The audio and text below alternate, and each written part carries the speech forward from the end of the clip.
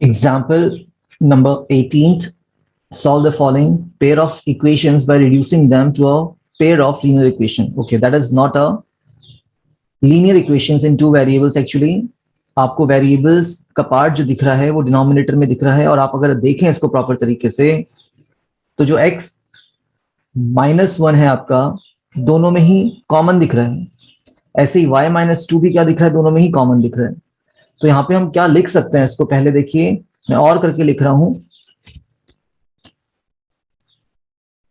5 multiplied by 1 upon x minus 1 and 1 multiplied by actually 1 upon ही है actually but लिख दिया मैंने okay y minus 2 equals to 2 and the second equation है आपके पास 6 multiplied by 1 upon x minus 1 minus 3 multiplied by 1 upon y minus 2। इस form में हम लिख सकते हैं इसको, क्योंकि 5 1 5 ही होगा और x minus 1 आपका डिनोमिनेटर बनेगा तो यही आ जाता है। Now that was our first equation and that was our second equation. हमने इसको और करके इसका जस्ट फॉर्मेट चेंज किया हुआ है, बाकी कुछ भी चेंज नहीं है इसमें। नेक्स्ट थिंग हम क्या अज्यूम कर सकते हैं यहाँ पे कि भाई जो हमारे पास 1 अपॉन x माइनस 1 है वो हमारा a मान लेते हैं ना। Let 1 upon x minus 1 be a and 1 upon y minus 2 be b। ठीक है, तो जहां पे भी आपको 1 upon x minus 1 दिख रहा है, दोनों ही इक्वेशन में दिख रहा था एक्चुअली 1 upon x minus 1, यहाँ पे आप a रखेंगे तो 5 into a हो जाएगा, और जहां पे आपको 1 upon y minus 2 दिख रहा है that is 1 upon y minus 2, उसकी जगह आप b रख देंगे, है ना। Getting the point? ओके और जो इक्वल्स टू में 2 है आप इसको भी शिफ्ट कराइए, -2 कर देंगे तो आफ्टर रिड्यूसिंग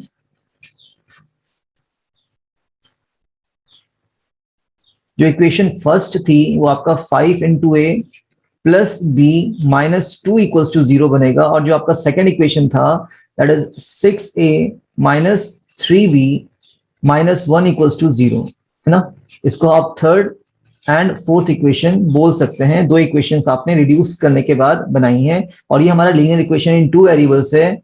यहाँ पे वेरिएबल a और b हैं जिनकी वैल्यू हमें फाइंड आउट करनी है। We have to solve it. Now in cross multiplication we can find the value of x directly by multiplying b1 c2 and b2 c1, है ना। तो जो b1 है आपके पास वो 1 है, और c2 जो है वो -1 है, तो 1 into -1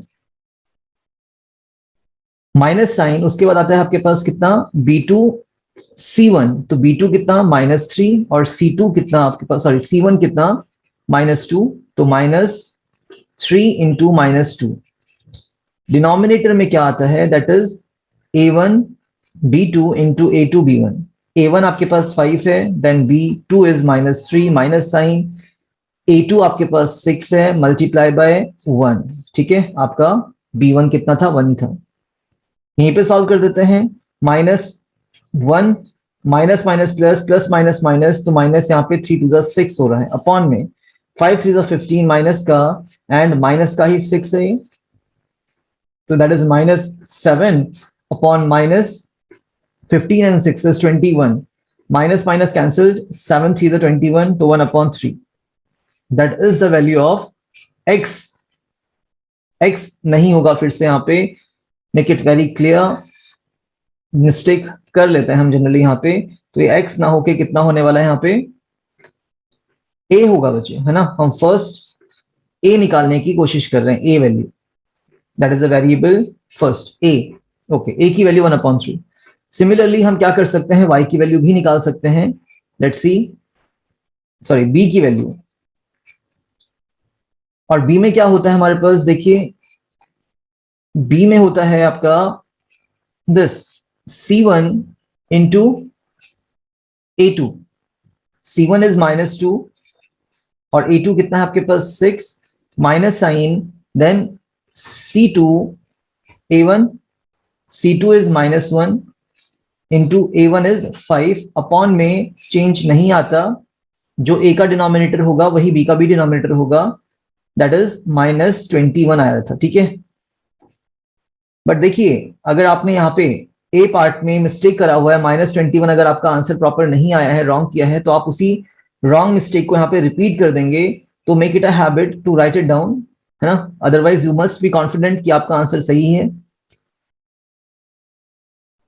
and let's write our answer. Okay, -6 to the 12 and minus plus 5 upon -21. That is -7 upon -21. Again, the same thing. It is coming the same value to 1 upon 3. Minus से minus cancel होगा, 7 3 the 21. So what we had assumed कि आपके पास 1 upon, therefore आप कर सकते हैं इसको 1 upon x minus 1 was a और a की वैल्यू 1 upon 3 है। तो from here 1 upon x minus 1 का रेसिप्रोकल कर दीजिए, तो x minus 1 equals to 1 upon 3 का reciprocal will B 3। So it comes out x की वैल्यू कितनी आ रही है, 3 plus 1 that is 4। Similarly 1 upon y minus 1 जो था आपके पास वो कितना था, b था, और b की वैल्यू कितनी है, दैट इज 1 upon 3। मैं डायरेक्टली कर रहा हूं उसको भी। अच्छा 1 upon y minus 2 था, है ना, 1 upon y minus 2।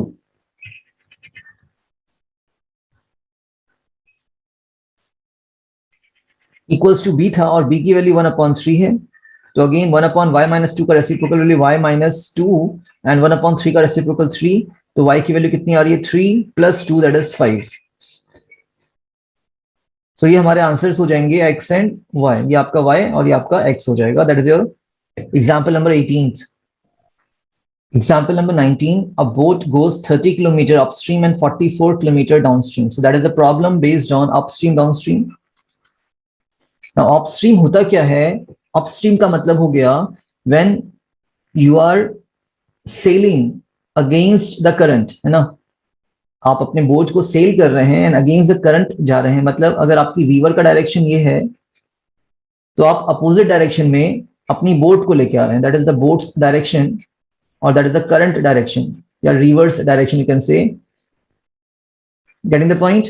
अगर हमारा ये करंट का डायरेक्शन है मतलब आपकी जो रिवर है इस डायरेक्शन में फ्लो कर रही है और उसके अगेंस्ट आप अपनी बोट को सेल कर रहे हैं, that is known as upstream, ठीक है। और डाउनस्ट्रीम का मतलब क्या हो गया, downstream means when you are sailing with the current, that is the current, और आपकी बोट भी क्या है इसी डायरेक्शन पे सेल कर रही है। ओके ठीक है, तो करंट का direction against the direction of current you are sailing upstream, and if you are sailing with the direction of current then it is downstream. Downstream में क्या होगा, आपकी जो स्पीड है बोट की वो इंक्रीज हो जाती है बिकॉज आपके करंट का स्पीड प्लस बोट का स्पीड, तो आपकी स्पीड इंक्रीज हो जाएगी। लेकिन अपस्ट्रीम में क्या होता है, you are going against the direction of current, तो आपकी स्पीड कम हो जाती है ना। और कौन कम करता है, तो करंट का वो अपोजिट डायरेक्शन कम करता है। लेट्स से जो बोट है आपके पास, बोट का स्पीड कितना है, x kilometer per our let's say, और जो करंट है उसकी स्पीड है y किलोमीटर पर आवर ना, that is the current speed. तो क्या हमारा करंट का स्पीड बोट की स्पीड से बड़ा हो सकता है, तो नहीं हो सकता है ना। Speed of boat should always be greater than the speed of current. अगर आपका स्पीड ऑफ करंट ज्यादा है और बोट की स्पीड कम है तो आप वापस आ ही नहीं सकते, यू कांट ट्रेवल अपस्ट्रीम, आप सिर्फ डाउनस्ट्रीम ही जा सकते हैं, and that is a dangerous task to do,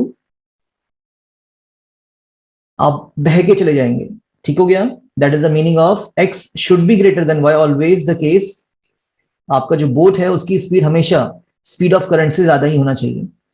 तो यहां पे हम क्या लिखते हैं उसको हम अज्यूम कर रहे हैं, let the speed of stream and the boat be x and y। Let the speed of, पहले हम बोट को मान लेते हैं x kilometer per hour, and the speed of stream या करंट, जो भी हम कहना चाहें यहाँ पे, by kilometer per hour, and we all know the boat's speed should be greater than the speed of the stream. Yes, तो बताइए अपस्ट्रीम में आपकी स्पीड क्या होगी, कम होगी ज्यादा होगी ना? पहले बात कर रहा था ये अपस्ट्रीम की, तो लिखते हैं देयरफॉर स्पीड अपस्ट्रीम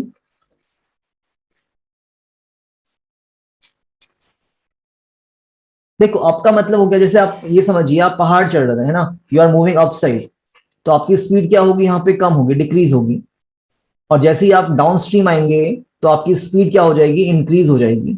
याद करने का तरीका यह है, अपस्ट्रीम में सब्ट्रैक्शन होता है और डाउन स्ट्रीम में एडिशन होता है स्पीड्स का। तो स्पीड अपस्ट्रीम क्या होगा, x minus y kilometer per hour, and speed downstream कितना हो जाएगा, एडिशन हो जाएगा x plus y kilometer per hour. तो ये हमारा अजम्पशन पार्ट यहाँ पे हो जाता है। उसके बाद क्या बोलता है, अ boat goes 30 kilometre upstream and 44 kilometre downstream in 10 hours. तो यहाँ पे टाइम की बात हो रही है, केस फर्स्ट हम लिख रहे हैं, total time taken to go 30 kilometre upstream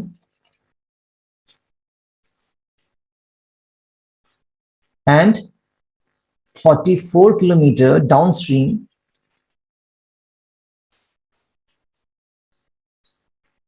is 10 hours। Total जो आवर्स लग रहे हैं, टाइम लग रहा है, वो 10 घंटा लग रहा है। कब, जब आप 30 किलोमीटर अपस्ट्रीम जा रहे हैं और 44 किलोमीटर डाउनस्ट्रीम जा रहे हैं। तो हम लिख सकते हैं time upstream plus time downstream and the total time is 10 hours. Okay, अब टाइम का फॉर्मूला क्या होता है, time equals to distance upon speed, and if you are talking about time upstream तो डिस्टेंस अपस्ट्रीम वाला होगा और स्पीड भी अपस्ट्रीम वाली होगी। तो बताइए टाइम अपस्ट्रीम में डिस्टेंस अपस्ट्रीम कितना है हमारे पास, 30 किलोमीटर अपस्ट्रीम,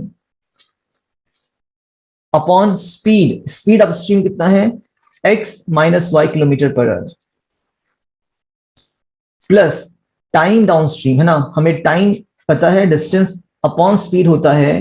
अब हमें डाउनस्ट्रीम निकालना है, टाइम डाउनस्ट्रीम तो distance downstream upon speed downstream. तो टाइम डाउनस्ट्रीम कितना है हमारे पास, डिस्टेंस अपॉन स्पीड, तो डिस्टेंस डाउनस्ट्रीम कितना, 44 किलोमीटर, एंड स्पीड डाउनस्ट्रीम कितना है, x plus y, and the total time it took was 10 hours. थोड़ा सा यहाँ पे और सिंप्लीफाई कर लेते हैं, यहाँ पे 2 कॉमन दिख रहा है हमें, 2 कॉमन निकालिए और कैंसिल कर दीजिए। 2 15 is 30, x minus y as it is, 222 times is 44, x plus y as it is equals to 2 5 is 10, 2 से 2 कैंसिल होगा। सो जो हमारी फर्स्ट इक्वेशन तैयार हुई यहाँ पे वो क्या हो रही है, 15 upon x minus y plus 22 upon x plus y equals to 5, that is our first equation. Similarly हम अपना केस सेकंड फाइंड आउट कर लेंगे यहाँ पे, ठीक हो गया। केस सेकंड क्या होगा हमारे पास, डायरेक्ट बनाएं, in 13 hours total time is taken is 13 hours, it can go 40 kilometre upstream and 55 kilometer downstream. तो देखिए मैं यहाँ पे डायरेक्टली लिखूंगा time downstream plus time upstream, नहीं पहले अपस्ट्रीम था, time upstream plus time taken to move downstream and the total time it took is कितना, 13 hours.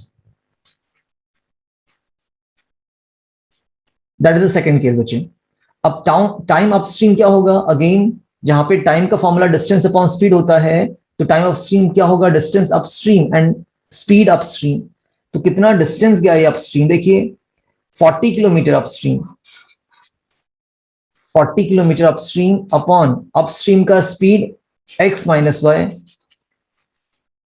Plus time downstream time downstream के लिए क्या हो जाएगा, डिस्टेंस अपॉन स्पीड। डिस्टेंस कितना गया है downstream, 55 kilometre, and speed downstream is x plus y, and total time, इन दोनों का एडिशन कितना मिल रहा है हमें, 13। यहां पे कुछ भी कैंसिल नहीं हो रहा है, तो इसी को हम अपना सेकेंड इक्वेशन बोल देंगे। अब दोनों ही केसेस में हमें क्या इक्वेशन दिख रही है, 1/x माइनस वाई और 1/x प्लस वाई के टर्म्स में। तो यहां पे हम अज्यूम करेंगे, let us assume 1/x minus y be a and 1/x plus y be कितना, बी कर लेते हैं, ठीक है। मैं यहीं पे करूंगा आपका, so after reducing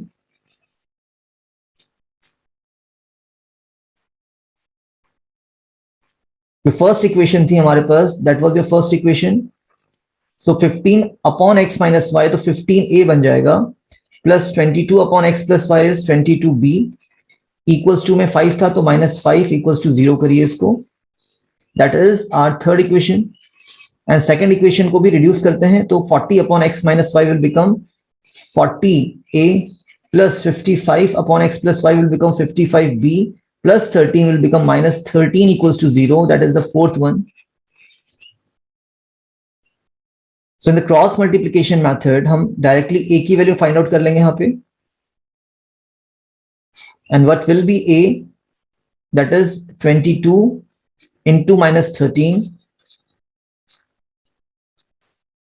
minus sign 55 into minus 5 upon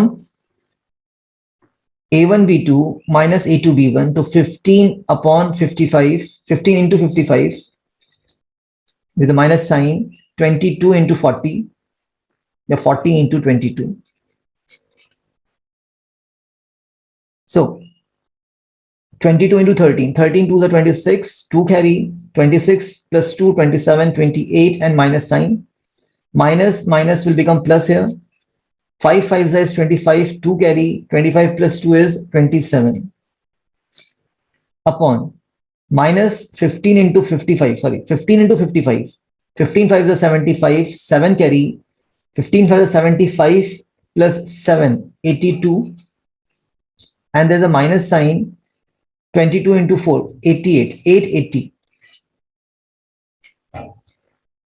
minus का साइन आ रहा है और सब्ट्रैक्शन हो रहा है, 86 एंड 75 माइनस करेंगे तो कितना आ रहा है ये 11 अपॉन 25 एंड 80 का सब्ट्रैक्शन, 80 माइनस 25 या 25 माइनस 80, ओके, माइनस साइन आ रहा है यहाँ पे, और ये कितना हो जाएगा 10 minus 5 5, 7 minus 2 is 5, 55, minus minus cancelled, तो 11 upon 55 will become 1/5, that is the value of a. Similarly हम b निकाल सकते हैं अपने यहां पे, लेट्स फाइंड इट आउट.